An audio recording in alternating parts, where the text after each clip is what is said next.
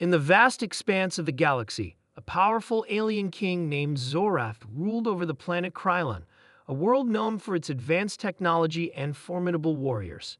For centuries, Zorath had looked down on other civilizations, believing his empire to be the peak of evolution. His species was known for their strength, intelligence, and an unbeatable mastery of energy manipulation. One day, Zorath's scientists detected an anomaly, a planet in a distant solar system that emitted a strange energy signature. Intrigued, Zorath decided to investigate personally. He boarded his warship and set course for the source of the signal, a small, seemingly insignificant planet called Earth. When Zorath's ship entered Earth's atmosphere, he was impressed by its beauty. The planet was teeming with life, lush forests, vast oceans, and towering mountains.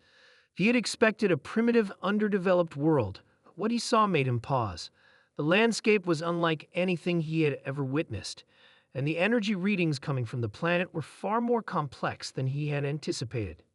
Landing in a secluded area, Zorath stepped out of his ship, confident that his superior technology and strength would easily allow him to conquer the planet. But as soon as he made contact with the Earth, something unexpected happened. The atmosphere felt different, more alive, more vibrant. The air was thick with energy, a kind he had never encountered before. Zorath's first encounter with the planet's inhabitants was equally surprising. He had expected Earth's creatures to be weak and defenseless, but the humans, despite their relatively small size, seemed far more resilient than he could have imagined. He observed them as they went about their daily lives, noticing how they communicated with each other, how they cared for their families, and how they worked together in ways that were almost magical to him. As he watched, Zorath couldn't help but be amazed by the creativity and resourcefulness of the humans. He saw them build complex structures, invent tools, and explore the world around them with an unmatched curiosity. Their ability to adapt to nearly any environment was unlike anything his species had ever achieved. Zorath's astonishment grew even further when he witnessed the strength of human willpower. Despite facing constant threats, from wars to natural disasters, humans never seemed to give up. They always found ways to push through, to survive, and to thrive. Zorath realized that the true power of Earth lay not in its technology or military might, but in the unyielding spirit of its people.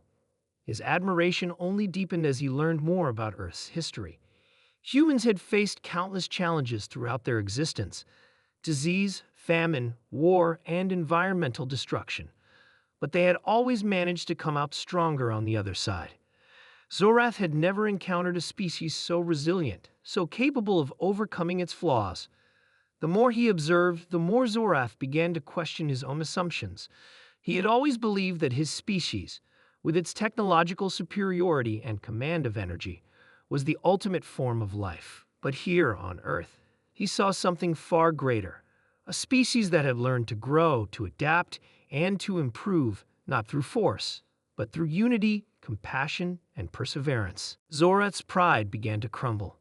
He had come to conquer, to show Earth's inhabitants the might of Krylon.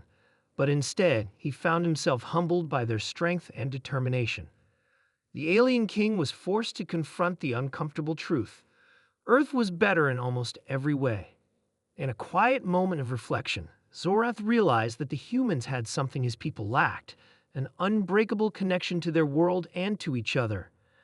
They had developed empathy, a trait that no amount of technology or strength could replicate. It was this bond that made Earth so special, and it was something that Zorath could never understand, let alone conquer.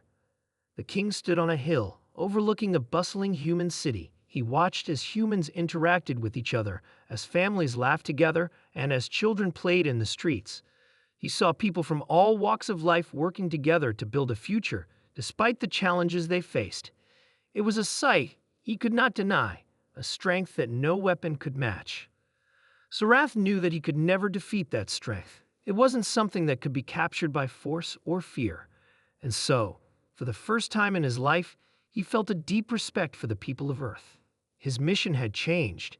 He no longer sought to conquer. He sought to learn, to understand the secret of their resilience. He spent many years on Earth, watching, learning, and even interacting with the humans.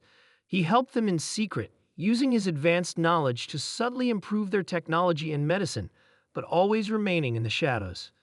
He wanted to see them grow on their own, without interference, and to witness how their natural progression could change the galaxy.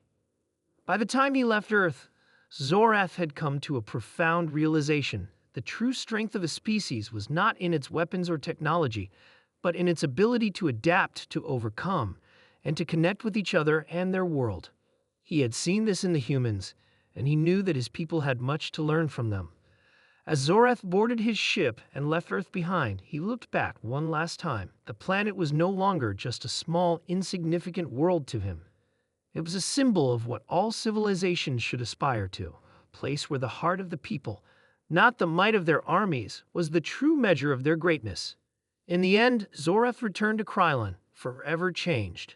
He had discovered that the Earth, a tiny planet in a vast universe, was truly better in every way, and it was a lesson he would carry with him for the rest of his life.